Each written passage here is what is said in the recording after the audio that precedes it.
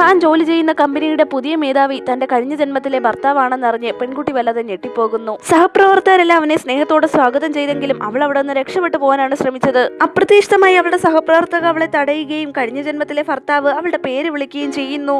പെൺകുട്ടിക്ക് ഒരു പുഞ്ചിരിയോടെ പ്രതികരിക്കാൻ മാത്രമേ സാധിച്ചുള്ളൂ. കഴിഞ്ഞ ജന്മത്തിൽ അവൾ രഹസ്യമായ യുവാവിനെ പ്രണയിച്ചു. അങ്ങനെ തന്നെ അവൾ ആ യുവാവിനെ വിവാഹവും കഴിച്ചു.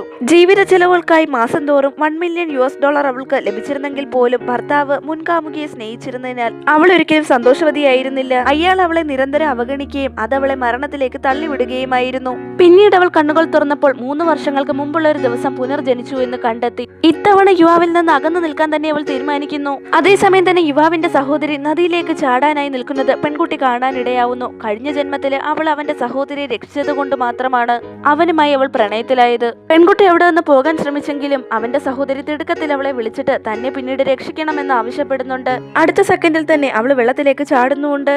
ഈ അവസ്ഥ കണ്ട പെൺകുട്ടിക്ക് വല്ലാതെ വിഷമം തോന്നുകയും അവള് സഹോദരിയെ രക്ഷിക്കുകയും ചെയ്യുന്നു. തന്നെ സഹായിച്ചതിന് തീർച്ചയായും പ്രത്യുപകാരം ചെയ്യുമെന്ന് തന്നെ സഹോദരി അവളോട് പറയുന്നുണ്ട്. എന്നാൽ ഇത് കേട്ട പെൺകുട്ടി ഉടനടി തന്നെ അവിടം വിട്ടു പോകുന്നു.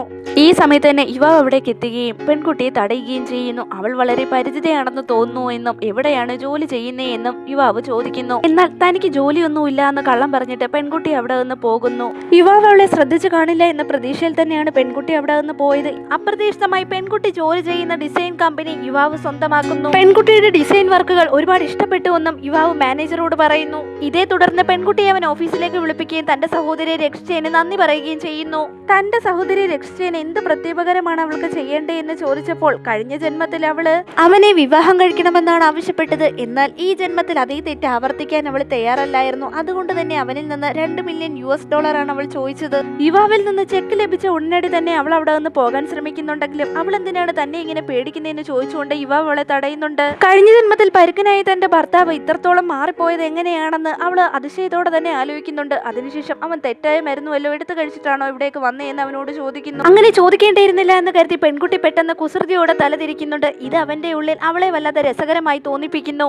യുവാവ് പുനർജനിച്ചത് തന്നെയാണ്. പക്ഷെ അവന് മുൻകാലഘട്ടത്തിലെ ഓർമ്മകളൊന്നും തിരിച്ചു കിട്ടിയില്ല.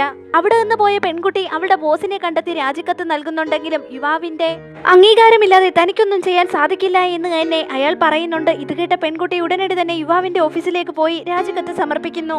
അപ്രതീക്ഷിതമെന്ന് പറയട്ടെ, യുവാവ് രാജിക്കത്തിൽ ഒപ്പുവെക്കുന്നുണ്ട്. തുടർന്ന് പുറത്തു നിൽക്കുന്ന അവളുടെ ബോസിനെ പിരിച്ചുവിട്ടിരിക്കുന്നു എന്നുള്ള വിവരം അറിയിക്കാനായി പെൺകുട്ടിയോട് അവൻ ആവശ്യപ്പെടുന്നുണ്ട്.